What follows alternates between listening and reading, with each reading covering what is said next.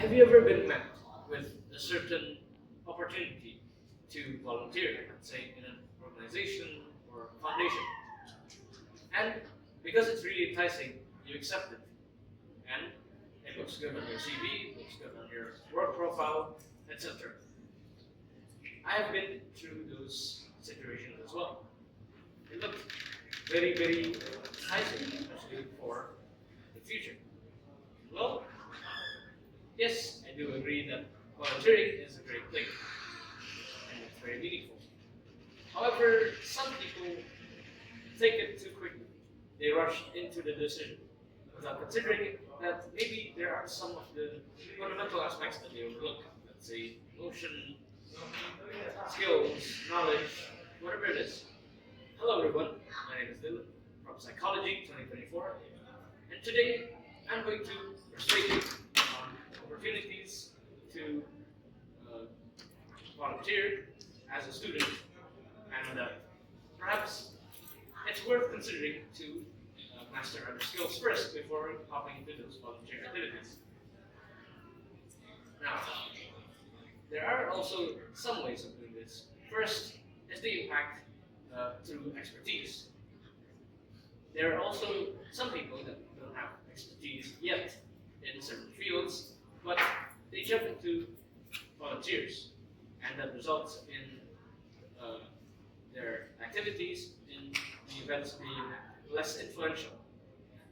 While there are also people who are experts in their field, let's say doctors, psychologists, and among others. And once they volunteer, they provide a large impact on the community, and it lasts. For example, uh, getting a volunteer to teach at a school, and compare a person who does not have any experience before, and compare a psychologist or perhaps someone in the education major.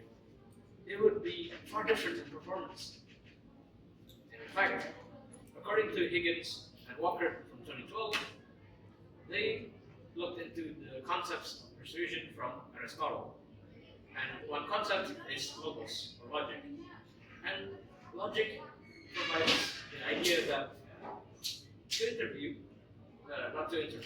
to volunteer, uh, one is better off sharpening one's skills before going into that. It's like how a lumberjack sharpens his axe to chop more trees rather than keeping it dull.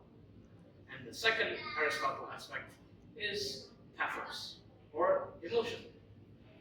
This emotion is how the volunteer is better if it's deep and sustainable as compared to one that is temporary or slow and it's very shallow, doesn't really impact, it's just for show. And the second aspect is personal sustainability.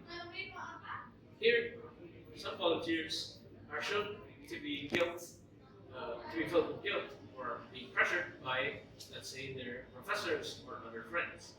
So they didn't actually want to be in the volunteer, despite it being called a volunteer. Well, one study from Hindu Valsania from 2022 shows that this can result in burnout because there's way too many activities. Well, burnout they define as something when the environment of someone is mismanaged, and it results in them being overwhelmed, and it produces adverse results. Someone becomes much less motivated to do anything. I have experiences with that myself, and I know some people around me that do as well. Right. And there's also an importance in self-development, in emotional regulation, finance, and academy. And with that mastery, someone can build a better life of service. Moving on to the next Aristotle aspect is ethos, or ethics, where prioritizing ourselves is better than prioritizing other people. It is a way that we show responsibility to our own self-growth before going to others. It's like how in PSAs, in airplanes, you're asked to put on your own oxygen mask first in an emergency, then, let's say, your children. Janet et al. 2022 shows that self-growth is something that is well planned, how someone initiates to better themselves. So, in conclusion, volunteering isn't wrong, but timing really matters. So when someone has changed yourself, yes, that is the right decision to take, rather than jumping into volunteers first. So ask yourself when you're given an opportunity to volunteer, is this worth the time? Or is it better that you should master yourself first, master more skills that provides a better impact towards the community? So, to change the world, you need to change yourself first. That is all that I have to say for today.